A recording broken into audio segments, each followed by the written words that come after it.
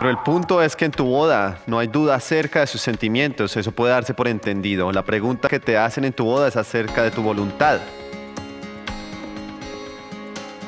Nosotros debemos recordar que es un compromiso. Desde The People's Church en Toronto, Canadá, el Ministerio Internacional Vive la Verdad nos invita a disfrutar de las enseñanzas del Dr. Charles Spry, quien nos entrega un mensaje fresco y renovador de la Palabra de Dios. Separada de nuestra relación con los demás. Si lo podemos de esta manera, vertical y horizontal, no que Dios se encuentre allá arriba en algún lugar, sino para que podamos entender. El buscar a Dios o a tu vecino en amor están íntimamente conectados. Y si no amamos a aquellos alrededor nuestro, vamos a encontrar muy difícil experimentar el amor de Dios, porque cualquiera que dice que ama a Dios pero odia a su hermano es un mentiroso. Esa persona es una mentirosa, dice Juan. Yo entiendo que muchas veces podemos sentirnos incapaces de amar a otros, porque algunas veces hemos sido abusados y heridos. Nos parece muy difícil amar a alguien más. Una de las cosas que debemos creer, como enseña la Escritura, es que si Dios nos llama, Él nos habilita. Esto es cuando damos el primer paso de avanzar y comenzar a amar. Él nos da la fortaleza y comenzamos a experimentar sus intenciones. Pero si amar a Dios es la primera condición para experimentar su amor en nuestras propias vidas, simplemente porque el amor es relacional, no puede ser unilateral. La segunda condición que encuentro en el Nuevo Testamento es nuestra obediencia a Él. Porque en Juan 14, en el versículo 15, Jesús dijo: si ustedes me aman, obedecerán mis mandamientos. Y más adelante, en Juan 14, 21, Jesús dijo: el que hace suyos mis mandamientos y lo obedece es quien me ama. Y al que me ama, mi Padre lo amará. Y yo también lo amaré y me manifestaré a Él. Esto quiere decir experimentarlo. No es que el Padre no le ame, porque Él de todos modos ama al mundo. Él dice: cuando una persona me obedece, a esa persona es a quien yo amo, y aquel que me ama por su obediencia a mí será amado por mi Padre, y yo también lo amaré y me manifestaré a Él. Ese es el amor de Dios, y el amor que Jesús dice que Él tiene por nosotros es experimentado en el contexto de nuestra obediencia a Él. Ahora, eso puede sonar legalista, pero nuestra obediencia a Él lo que está diciendo es: Señor, yo quiero vivir de tal manera que pueda complacerte y honrarte, y además vivir de acuerdo a tus propósitos y voluntad como lo has revelado. Y en la medida que lo hago, Él dice: yo me manifestaré. Jesús dijo que esto también era cierto de su propia relación con su Padre. De nuevo, en Juan 14:31 dice: pero el mundo tiene que saber que amo al Padre y que hago exactamente lo que Él me ha ordenado que haga. Mi amor por mi Padre, ¿deseas verlo?, dice Jesús, está en mi obediencia a mi Padre. Como ves, no podemos sentarnos en una esquina y decir: bueno, no quiero servir a Dios, pero deseo que Él me ame. Todo está estrechamente conectado entre sí. Nuestra experiencia de su amor nunca puede separarse de nuestra obediencia a Él. Permítame decirles algo así: si tienes problemas con la obediencia a Dios, tienes problemas con el amor de Dios. De acuerdo con lo que dicen estos versos. Si estas son las condiciones para experimentar su amor, me gustaría hablar en particular acerca de cómo podemos experimentar su amor. Quiero tomar la historia que leamos en Lucas 15, la historia del hijo pródigo. Quiero que notes algo importante en esta historia, y es que nada cambió en la actitud del padre durante toda la historia. Nada cambió en la actitud del padre. Él nunca cesó de amar al hijo. Algo cambió en la actitud del hijo. Y ese cambio en la actitud del hijo lo llevó a experimentar el amor de su padre. Cuando estudias la historia, yo me pregunto cuál piensas es la mejor parte de esta historia. Un colega mío allá en Inglaterra, Billy Strachan, quien es bien conocido en Norteamérica, recuerdo escuchar a Billy Strachan hablar en una ocasión y nos preguntó ¿Cuál era, en nuestra opinión, el mejor verso en la historia del hijo pródigo? Billy Strachan dijo, yo pienso que el mejor verso es el verso 12. Del hijo más joven dijo a su padre, dame mi parte de mi propiedad. Y el padre repartió sus bienes entre sus hijos.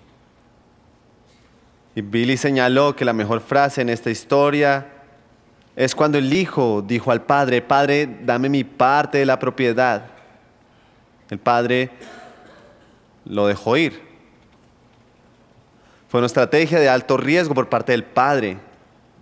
Él pudo haberlo retenido en casa y no darle su herencia, pero lo dejó ir.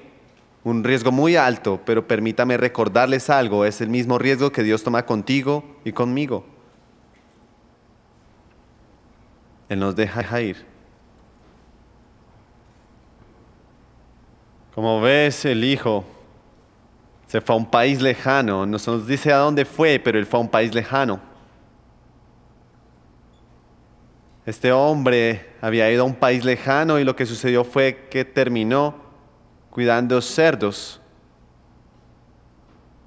Si el mejor verso es cuando el padre lo dejó ir, yo sugiero que el segundo mejor verso es el verso 18, donde el hijo dice, me embarcaré y volveré a mi padre y le diré, Padre, he pecado contra el cielo y contra ti. Yo no soy digno de ser llamado tu hijo. Hazme como uno de tus trabajadores. Como ves, realmente el hijo no pensó, regresaré y lograré que mi padre me ame. Él realmente pensó, iré a casa y le diré, yo he pecado.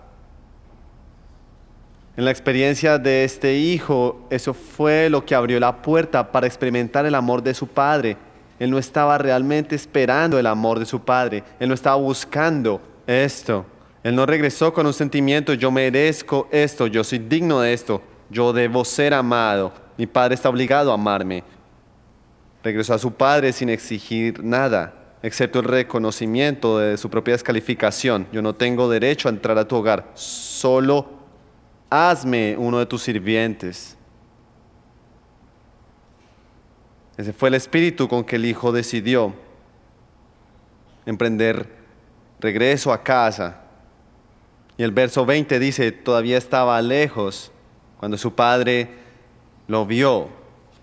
No venía a caballo, era solo un hombre, un joven despeinado, mojado y sucio probablemente, arrastrándose por el camino, pero el padre lo reconoció enseguida. Salió corriendo a su encuentro y lo abrazó y lo besó. El padre había amado a ese hijo cada día desde el momento en que había dejado el hogar, incluso antes. Nada había cambiado en la actitud del padre.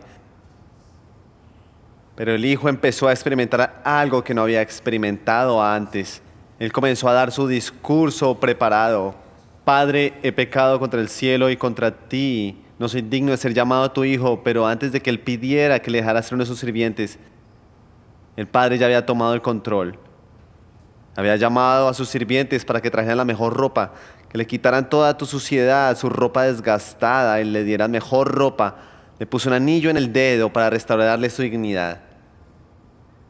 Como ves, fue el sentido de no ser digno el que trajo al hijo de regreso al amor de su padre. Ese es el mismo sentido que nos trae de regreso al amor del Padre. Es ese sentido de no ser dignos que nos permite experimentar su amor. Tal vez alguno de nosotros estemos en la categoría del hijo mayor, ya que en teoría creemos que Dios nos ama, porque eso es parte de lo que creemos acerca de las Escrituras, pero en nuestras vidas no hay evidencia de esto. Podemos llegar a desarrollar ese corazón duro que tenía el hijo mayor. Algunas veces encontramos que es difícil aceptar el hecho que donde abunda el pecado, sobreabunda la gracia. ¿Sabes por qué nos parece tan difícil? Porque no es justo. Lo maravilloso de Dios es que Él no es justo en su amor. Él lo da a las personas que menos lo merecen. Eso es por eso que el pensamiento popular de hoy es, vamos a enaltecernos nosotros mismos. a mantener nuestro ego con dignidad y orgullo. Eso no nos permite experimentar el amor de Dios. Es cuando ese ego es destruido. Cuando volvemos en sí y decimos: qué desastre soy yo. Pues por eso que la gracia de Dios se extiende hasta el pecado más profundo y a aquellos a quienes más se les perdona, más les ama. Jesús dijo: a aquellos a quienes se les ha perdonado más aman. Es por eso que María Magdalena era una de sus más cercanas amigas, porque a ella se le había perdonado mucho. No estoy recomendando, por supuesto, salir corriendo y meterte en una porqueriza. No necesitas hacer eso. Es el Espíritu en nuestros corazones que dice: Señor, yo reconozco que no soy digno. Yo vengo a casa de mi Padre, no demandando: es mejor que vuelvas a amarme.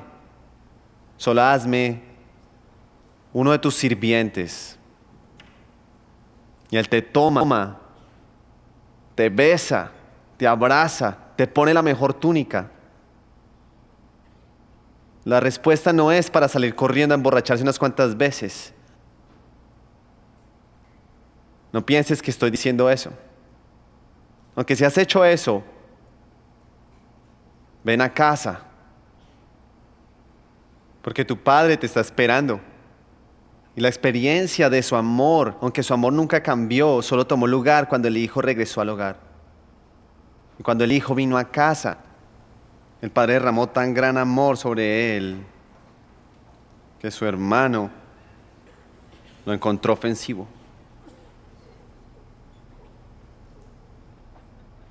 Tú puedes saber que Dios te ama, pero nunca haberlo experimentado. Esto ocurre solo hasta que llegues a decir: Señor, no soy digno de esto. Reconozco y me presento ante ti como alguien que dejó atrás su propio ser, sus propios recursos, su propia justicia. Alguien que no es digno de conocerte, pero gracias a ti por tu amor y cuidado. Yo quiero volver corriendo a ti, experimentar tu amor regresando a ti. Así fue como este hijo experimentó lo que su padre siempre tuvo: el amor por su hijo.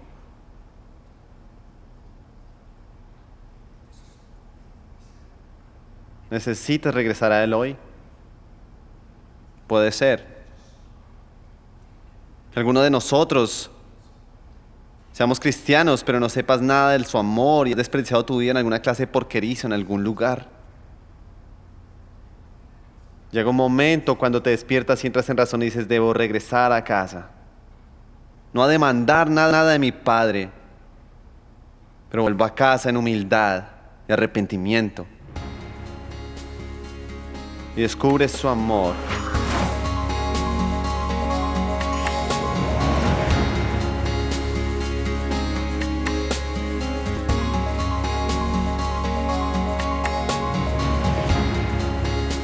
Esperamos que las enseñanzas del Dr. Charles Price le permita comprender el verdadero propósito de Dios para su vida. Gracias por su atención y amable compañía. Los esperamos en el próximo mensaje del Dr. Price.